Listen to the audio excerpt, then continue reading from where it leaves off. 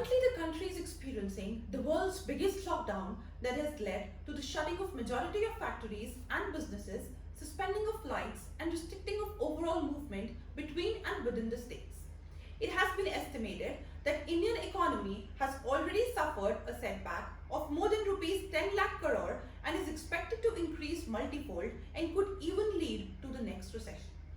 Many economists are predicting that a lot of business, especially the ones who were facing financial crunches even before the lockdown, would not be able to sustain and are likely to go bankrupt and insolvent after it.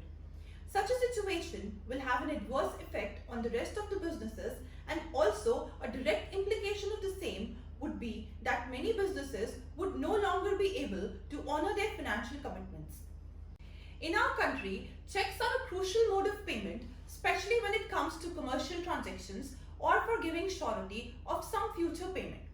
Checks have been ingressed deeply into the business ecosystem as people have a firm belief in the protection that the law gives in cases when these checks are dishonored.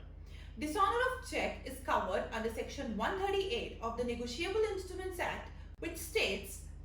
where any cheque drawn by a person on an account maintained by him with a banker for payment of any amount of money to another person from out of that account for the discharge in whole or in part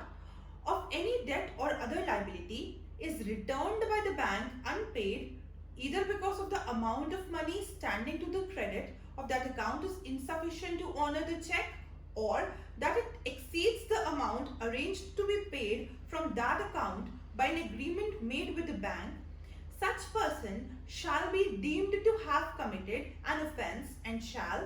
without prejudice to any other provision of this Act, be punished with imprisonment or with a fine which may extend to twice the amount of cheque or with both, provided that nothing contained in this section shall apply unless a. the cheque has been presented to the bank within a period of 6 months from the date on which it is drawn or within the period of its validity, whichever is earlier.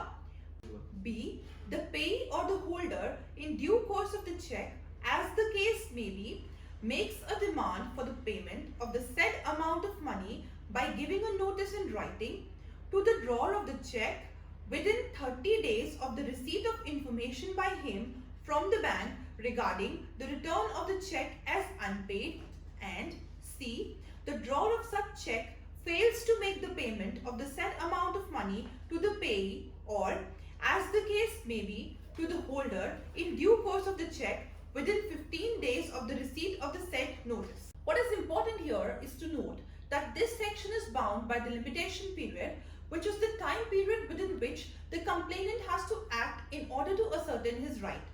So, whenever there is a dishonour of cheque, a person has to send a legal notice within 30 days from the date on which he had received information about the dishonour.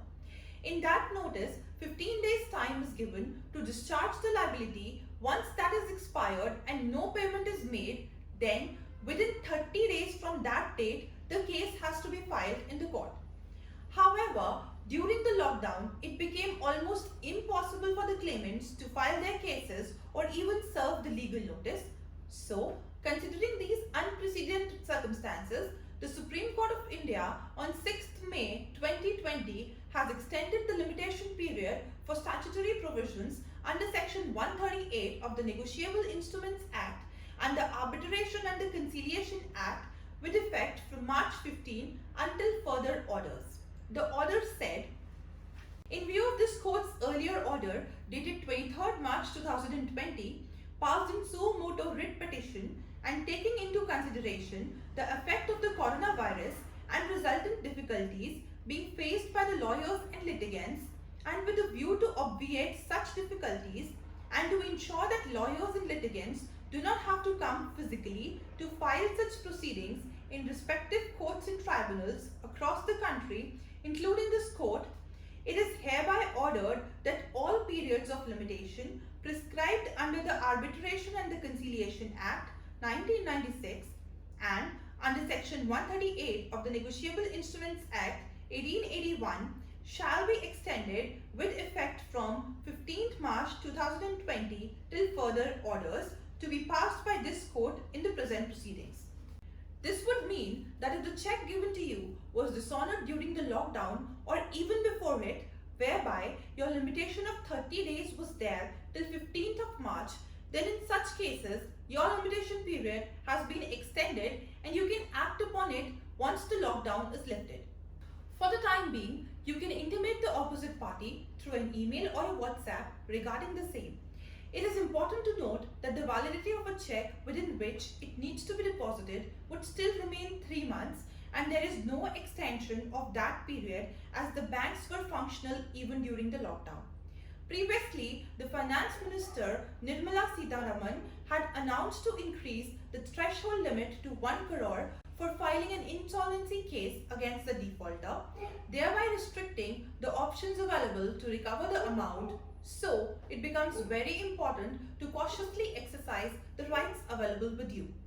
It is expected that the functioning of the courts may remain more restricted, leading to delays. So, in case you're an MSME, you may file a parallel proceeding for recovery under the Micro, Small and Medium Enterprises Development Act 2006 to ensure that your amount is recovered on time.